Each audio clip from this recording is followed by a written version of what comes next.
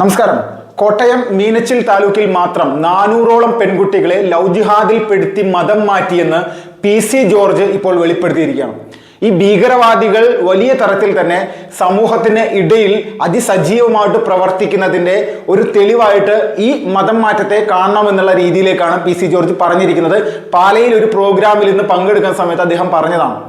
ഇതിൽ ഒരുപാട് കാര്യങ്ങൾ അദ്ദേഹം വിവരിക്കുന്നുണ്ട്. എന്തുകൊണ്ട് ഇതുപോലുള്ള പ്രശ്നങ്ങൾ വരുമ്പോൾ പ്രതിരോധിക്കാൻ സമൂഹത്തിന് സാധിക്കുന്നില്ല, സമൂഹത്തിന് പ്രതിരോധിക്കാൻ സാധിക്കാത്ത തരത്തിലേക്ക് യഥാർത്ഥത്തിൽ പെൺകുട്ടികളുടെ ഒരു പ്രായത്തെ പോലും കൃത്യമായിട്ട് പ്രണയം എന്നുള്ള സംവിധാനത്തെ ഉപയോഗപ്പെടുത്താൻ ഈ ഭീകരവാദ ജിഹാദി ഗ്രൂപ്പുകൾ കൃത്യമായിട്ട് ആസൂത്രണം ചെയ്യുന്നതിന്റെ പേരിലാണ് ഇതുപോലെയുള്ള സംഭവങ്ങൾ ഉണ്ടാകുന്നതെന്നുള്ളതാണ്.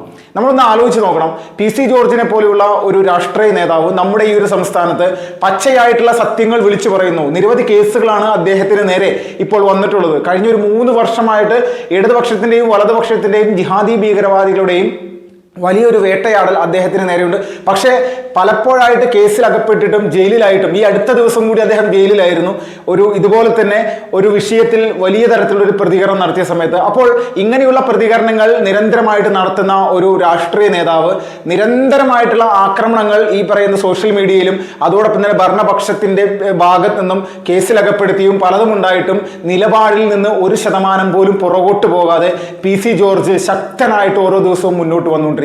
ഇതിലേറ്റവും സുപ്രധാനമായിട്ട് ഇപ്പോൾ അദ്ദേഹത്തിന്റെ ഒരു വലിയ രീതിയിലുള്ള ഒരു ആത്മവിശ്വാസം എന്ന് പറഞ്ഞാൽ സംഘപരിവാർ തന്നെയാണ്. തർക്കമില്ല. സംഘപരിവാറിന്റെ രാഷ്ട്രീയ മുഖമായിട്ടുള്ള BJPയിൽ അദ്ദേഹം ഇപ്പോൾ സ്ഥാനം എടുത്തുകൊണ്ട് തന്നെ അല്ലെങ്കിൽ ഒരു പ്രധാനപ്പെട്ട കാര്യകർത്താവായി മുന്നോട്ട് വരികയാണ്. പൂഞ്ഞാറിലെ ഒരു വലിയ തരത്തിലുള്ള രാഷ്ട്രീയ പ്രവർത്തനത്തിന്റെ ഇടയിൽ അദ്ദേഹത്തിന്റെ രാഷ്ട്രീയ ജീവിതത്തിന്റെ അടിവേരറക്കുക എന്നുള്ള നിലപാടോട് കൂടിയിട്ടാണ് യഥാർത്ഥത്തിൽ അവിടുത്തെ ജിഹാദി ഗ്രൂപ്പുകൾ കൃത്യമായിട്ട് പ്രവർത്തിച്ചത്. കേരളത്തിൽ വലിയ രീതിയിൽ തന്നെ കോട്ടയം ജില്ലയിൽ ജിഹാദി ഗ്രൂപ്പുകൾക്ക് വലിയ സ്വാധീനമുള്ള ഒരു പ്രദേശമായിട്ട് ഈരാറ്റുപേട്ടയാണെങ്കിലും മാറിയിട്ടുണ്ട്. അതിന്റെ റിപ്പോർട്ടുകളൊക്കെ പോലീസിന്റെ ഭാഗത്ത് നിന്ന് തന്നെ വന്നിട്ടുണ്ട്. അപ്പോൾ ഭീകരവാദികളുടെ സാന്നിധ്യമുള്ള ഒരു പ്രദേശം കൂടിയാണെന്നുള്ളത് ഇവിടുത്തെ രഹസ്യാന്വേഷണ ഏജൻസികൾ പോലും തെളിയിച്ചിട്ടുള്ളതാണ്. ഇതിനൊക്കെ തെളിവുകളുണ്ട്. ഇതൊന്നും വെറുതെ പറയുന്ന കാര്യമല്ല. അപ്പോൾ ഇങ്ങനെയുള്ള ഒരു പ്രദേശത്ത് പ്രവർത്തിക്കുന്ന ഒരു രാഷ്ട്രീയ നേതാവിനെ സംബന്ധിച്ച്, പ്രത്യേകിച്ച് ഒരു ക്രൈസ്തവ ദേശാഭിമാനിയെ സംബന്ധിച്ച്, അദ്ദേഹത്തിന് ഇവിടെ നടക്കുന്ന പൊതുസമൂഹത്തിന് ഭീഷണിയായി നടക്കുന്ന ഒരുപാട് കാര്യങ്ങളെ പരസ്യമായിട്ട് എതിർക്കേണ്ടി വരും. അതിന്റെ പേരിൽ എന്താണ് സംഭവിക്കുന്നത്?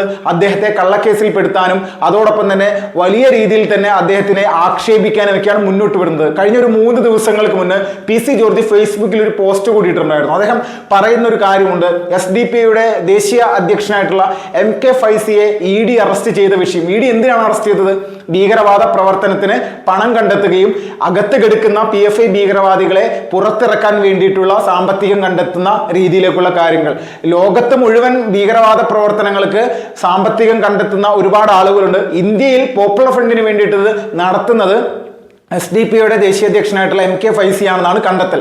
ഇതിന്റെ ഭാഗമായിട്ട് നിരവധി തെളിവുകൾ അദ്ദേഹത്തിനെതിരുണ്ട്. പക്ഷേ നമ്മളൊരു കാര്യം ചിന്തിക്കണം. കേരളത്തിലെ രാഷ്ട്രീയക്കാർ ഒരാൾ പോലും ഈ MK ഫൈസിക്കെതിരെ ശബ്ദിക്കാനോ ഒരു ഫേസ്ബുക്ക് പോസ്റ്റ് പോലും ഇടാൻ വേണ്ടി തയ്യാറായിട്ടില്ല. ഇത് തന്നെയാണ് ഈ PC ജോർജ് പറയുന്നത്. അദ്ദേഹം പറയുന്ന ഏത് രാഷ്ട്രീയ നേതാവുണ്ട് ഈ PC ജോർജിനെ നിരന്തരമായിട്ട് ഇവിടെ എതിർത്തുകൊണ്ട് മുന്നോട്ട് വരാനായിട്ട്? ഇഷ്ടംപോലെ രാഷ്ട്രീയ നേതാക്കന്മാരുണ്ട്. പക്ഷേ MK ഫൈസിയെ അറസ്റ്റ് ചെയ്തതുമായി ബന്ധപ്പെട്ടുകൊണ്ട് ഒരു പോസ്റ്റ് ഇടാൻ ഇവർ തയ്യാറായോ എന്നാണ് അദ്ദേഹം ചോദിക്കുന്നത്. എത്രത്തോളം സത്യമായിട്ടുള്ള കാര്യമാണ്? കൂട്ടത്തിൽ അദ്ദേഹം ഒരുപാട് കാര്യങ്ങൾ പറയുന്നുണ്ട്. ഈ ഇസ്രായേലിൽ ഹമാസിന്റെ റോക്കറ്റ് ആക്രമണത്തിൽ കൊല ചെയ്യപ്പെട്ട പെൺകുട്ടിക്ക് വേണ്ടി ഉമ്മൻചാണ്ടി അടക്കമുള്ള ആളുകൾ ഇവിടെ ഫേസ്ബുക്ക് പോസ്റ്റ് ഇട്ട സമയത്ത് ആ അനുശോചിച്ചുകൊണ്ടുള്ള പോസ്റ്റിൽ ഭീകരവാദികളുടെ ആക്രമണത്തിൽ കൊല്ലപ്പെട്ടു എന്ന് പറയുന്ന സമയത്ത് വലിയ രീതിയിൽ തന്നെ അതിനെതിരെ പ്രതിഷേധം ഉണ്ടാവുക, അദ്ദേഹത്തിന് ജിഹാദികളുടെ നിരന്തരമായിട്ടുള്ള വേട്ടയാടുകൾ എന്നുള്ള രീതിയിൽ പോസ്റ്റിന്റെ അടിയിൽ വന്ന് തെറി വിളിക്കുക, ഇങ്ങനെയൊക്കെയുള്ള സമയം. അപ്പൊ ആ പോസ്റ്റ് തിരുത്തുന്നു. ഇതുപോലെ തന്നെ പിണറായി വിജയനും ഇങ്ങനെയുള്ള കാര്യങ്ങൾ ചെയ്യുന്ന ഒരു നിലപാടുകൾ നമ്മുടെ ഈ ഒരു സംസ്ഥാനത്തുണ്ടായിട്ടുണ്ട്. അപ്പോൾ ഇതേ സാഹചര്യങ്ങൾ നമ്മുടെ ഈ കൊച്ചു കേരളത്തിൽ ഉണ്ടാകുന്ന സമയത്ത് ഭീകരവാദികളെ നിരന്തരമായിട്ട് അവരെ പിന്തുടർന്നുകൊണ്ട് പോകുന്ന കേന്ദ്ര സർക്കാരിനെ പിന്തുണച്ചുകൊണ്ട് മുന്നോട്ട് വരുന്നത് സ്വാഭാവികമാണ്. അത് PC ജോർജിനെ പോലെയുള്ള ആളുകൾ വലിയ തരത്തിലുള്ള രാഷ്ട്രീയ സാഹചര്യത്തിൽ നിന്ന് പോലും അദ്ദേഹം BJPക്കൊപ്പം കേരളത്തിൽ നിന്ന് പ്രവർത്തിക്കാൻ തയ്യാറായി വരുന്നുണ്ടെങ്കിൽ അത് നിസ്സാരമായിട്ടുള്ള കാര്യമല്ല. ക്രൈസ്തവ സമൂഹത്തിന്റെ ഒരു വോട്ട് ഇനി എങ്ങോട്ട് പോകുമെന്നുള്ളതിൽ ഏകദേശം ഇപ്പോൾ സജീവമായിട്ട് തന്നെ മനസ്സിലായിട്ടുണ്ട്. അതിലൊരു തർക്കമില്ല. കോൺഗ്രസിനും LDF-നും അല്ലെങ്കിൽ CPM-നും പിന്തുണച്ചിട്ട് ഇന്ത്യ മഹാരാജ്യത്ത് അല്ലെങ്കിൽ കേരളത്തിൽ പ്രത്യേകിച്ച് കാര്യമൊന്നുമില്ല. അത് മുനമ്പം സമരവുമായി ബന്ധപ്പെട്ടുകൊണ്ട് നമ്മൾക്ക് മനസ്സിലായതാണ്. നിരന്തരമായിട്ട് മുനമ്പം സമരക്കാരുടെ മുന്നിലേക്ക് കള്ളപ്രചരണങ്ങളുമായിട്ട് കുറെ നുണകളുമായിട്ട് CPM പ്രതിനിധികളും അതോടൊപ്പം തന്നെ കോൺഗ്രസ് പ്രതിനിധികളായിട്ട് VD സതീശൻ അടക്കമുള്ള ആളുകൾ വരും. അപ്പോൾ ഈ രീതിയിലേക്കുള്ള കാര്യങ്ങൾ വന്നുകൊണ്ട് അല്ലെങ്കിൽ നടത്തിക്കൊണ്ട് നമ്മുടെ കൊച്ചു കേരളത്തിലെ ക്രൈസ്തവ വിഭാഗത്തെ പൂർണ്ണമായിട്ടും കബളിപ്പിക്കുന്ന തരത്തിലേക്കുള്ള നിലപാടാണ് എടുത്തത് എന്നുള്ളതിൽ തർക്കമില്ല. ഈ നിലപാടിനെ PC ജോർജ് ചോദ്യം ചെയ്യുന്നത്. ഇതിനെ എന്തുകൊണ്ട് ഇടതുപക്ഷവും വലതുപക്ഷവും എതിരപക്ഷത്ത് ഒരു പ്രത്യേക വിഭാഗത്തിന്റെ സംവിധാനങ്ങളാണെങ്കിൽ എന്തുകൊണ്ട് പ്രതികരിക്കുന്നില്ല എന്നുള്ളത് തന്നെയാണ് അദ്ദേഹം ചോദിക്കുന്നത്. വഖഫ് ബോർഡ് വിഷയവുമായി ബന്ധപ്പെട്ടുകൊണ്ട് തന്നെയാണ്. കൂട്ടത്തിൽ ഭീകര പ്രവർത്തനം നടത്തുന്ന ആളുകൾ അവർ വലിയ രീതിയിൽ തന്നെ നമ്മുടെ രാജ്യത്ത് പല പ്രദേശങ്ങളിലും അവരുടെ സ്വാധീനം ഉറപ്പിക്കാൻ അവരെ കൊണ്ടായ പരമാവധി കഴിവ് ഉപയോഗിച്ചുകൊണ്ട് പ്രവർത്തിക്കുകയാണ്. നിലവിലെ കേന്ദ്ര സർക്കാരിന്റെ സജീവമായിട്ടുള്ള പല സംവിധാനങ്ങളും മറികടന്നുകൊണ്ട് പൂർണ്ണമായിട്ടും ഭീകരവാദികളുടെ അക്രമ രീതിയിലുള്ള വിഷയങ്ങൾ ചെയ്യാൻ ശ്രമിക്കുന്നു. മതം മാറ്റ വിഷയങ്ങൾ ചെയ്യാൻ ശ്രമിക്കുന്നു. അതിനുവേണ്ടി നിരവധി പെൺകുട്ടികളെ ഇതുപോലുള്ള വിഷയങ്ങളിലേക്ക് അകപ്പെടുത്തി മതം മാറ്റി നിരന്തരമായിട്ട് കൊണ്ടുപോകാൻ ശ്രമിക്കുന്നു. ഇതിനെയാണ് ലവ് ജിഹാദ് എന്നുള്ള രീതിയിലേക്ക് തന്നെ പറയേണ്ടത്. അതാണ് PC ജോർജ് ഇപ്പോൾ പറഞ്ഞിരിക്കുന്ന ഏറ്റവും പ്രധാനപ്പെട്ട കാരണം. കാരണം രാഷ്ട്രത്തിനെതിരെ പ്രവർത്തിക്കുന്ന ചിന്താഗതിയുള്ള ആളുകളാണ് മതം മാറ്റത്തിന് തയ്യാറായി മുന്നോട്ട് വരുന്നുള്ളൂ. അപ്പോൾ ഈ മതം മാറ്റത്തിന് തയ്യാറായി വരുന്ന ആളുകളുടെ യഥാർത്ഥ രീതി ഒന്ന് പരിശോധിക്കുമ്പോൾ നമ്മളൊരു കാര്യം മനസ്സിലാക്കുക. അവർക്ക് ഭീകരവാദ സംവിധാനങ്ങളായിട്ടുള്ള തീവ്ര മതമൗലികവാദ സംഘടനകളുമായിട്ട് ബന്ധമുണ്ട്.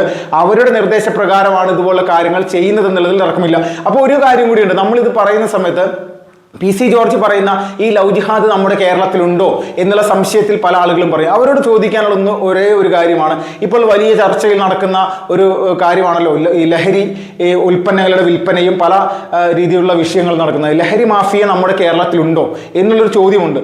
ലഹരി മാഫിയ ഉണ്ട് എന്ന് പറയുമ്പോൾ അത് എങ്ങനെ ഉണ്ടെന്ന് ഉള്ളതിനെ സംബന്ധിച്ചുള്ള തെളിവുകൾ നോക്കുമ്പോൾ ആ ഒരാളും തന്നെ ലഹരി മാഫിയ ആണെന്ന് പറഞ്ഞുകൊണ്ട് ഒരു ബോർഡ് വെച്ചുകൊണ്ട് എവിടെ ഒരു സംവിധാനം നടത്തുന്നില്ല. അതുപോലെ തന്നെ ലവ് ജിഹാദും അതും ഇതുപോലെ തന്നെ ഒരു ബോർഡും വെച്ചിട്ടുള്ള എവിടെയും കാര്യങ്ങൾ ചെയ്യുന്നത്. പക്ഷേ ഈ ലഹരി ഉപയോഗിക്കുന്ന ആളുകൾ നമ്മുടെ നാട്ടിൽ കൃത്യമായിട്ടുണ്ട്. അതോടൊപ്പം തന്നെ ലഹരി വിൽപ്പന നടത്തുന്ന ആൾക്കാരുണ്ട്. ഇവരെല്ലാവരും തന്നെ ഈ ലഹരി മാഫിയുമായി ബന്ധപ്പെട്ടുകൊണ്ടുള്ള ആൾക്കാരാണ്. അതുപോലെ തന്നെയാണ് മതപരിവർത്തനത്തിന് നിർബന്ധിതമായിട്ടുള്ള രീതിയിൽ വളരെ തന്ത്രം ഉപയോഗിച്ചുകൊണ്ട് പാവപ്പെട്ട പെൺകുട്ടികളെ മതം മാറ്റി കൊണ്ടുപോകാൻ ശ്രമിക്കുന്ന ഭീകര സുഡാപ്പികളെ സംബന്ധിച്ച് ഇവരും ഈ പറയുന്ന പോലെ തന്നെ ഈ സംവിധാനം ഇവിടെയുണ്ട്. അതിന്റെ പേരാണ് ഈ രീതിയിൽ വ്യാഖ്യാനിക്കപ്പെട്ടിട്ടുള്ളത്. അതിനെയാണ് ലവ് ജിഹാദ് എന്ന് പറയുന്നത്. തർക്കമില്ല. അതിന്റെ ഒരു അടിസ്ഥാനപരമായിട്ടുള്ള കാര്യങ്ങളാണ് ഇപ്പോൾ ഇവിടെ സംസാരിച്ചു കൊണ്ടിരിക്കുന്നത്. ഈ PC ജോർജിനെ പോലെയുള്ള ഒരു രാഷ്ട്രീയ നേതാവ് പ്രത്യേകിച്ച് തെക്കൻ ജില്ലകളിൽ നിന്ന് ഉദയം കൊണ്ട സമയത്ത് അവിടുത്തെ ക്രൈസ്തവർക്ക് വരാനിരിക്കുന്ന സമയങ്ങളിൽ വലിയ രീതിയിൽ ഒരു ആശ്വാസം ഉണ്ടാകുന്ന കാര്യമാണ്. ക്രൈസ്തവ സമൂഹം ഒറ്റപ്പെട്ടു പോകുന്ന രീതിയിലേക്കുള്ള ഒരു രാഷ്ട്രീയ സാഹചര്യമാണ് കേരളത്തിലുള്ളത്. അതിന് ഉദാഹരണമായിട്ട് നമ്മൾക്ക് മുനമ്പത്തെ തന്നെ എപ്പോഴും മുന്നോട്ട് വെക്കാവുന്നതാണ്. മുനമ്പൻ ജനതയെ വഞ്ചിക്കാൻ വേണ്ടി ചെയ്ത പരിപാടികൾ, കലാപരിപാടികൾ, ചർച്ചകളൊക്കെ കണ്ടതാണ്. പക്ഷെ ഒന്നിനും വിട്ടുകൊടുക്കാതെ കൃത്യമായിട്ട് ആരുടെയും അടിമകളാകാതെ ആരെക്കൊണ്ടും ഒരു കഴുകന്മാരെ കൊണ്ടും കൊത്തിപ്പറിക്കാൻ സമ്മതിക്കാതെ BJP ക്രൈസ്തവ സമൂഹത്തെ വലിയ രീതിയിൽ തണലിലേക്ക് കൊണ്ടുവരികയാണ്. അവരെ സംരക്ഷിച്ചു പോരുകയാണ്. അതിന്റെ ഭാഗമാണ് PC ജോർജിനെ പോലുള്ള ആളുകൾ നിരവധി കേസുകൾ ഉണ്ടായിട്ടും ഇതുപോലെയുള്ള വിഷയങ്ങളിൽ ശക്തമായിട്ട് പ്രതികരിച്ചുകൊണ്ട് മുന്നോട്ട് വരുന്നത്.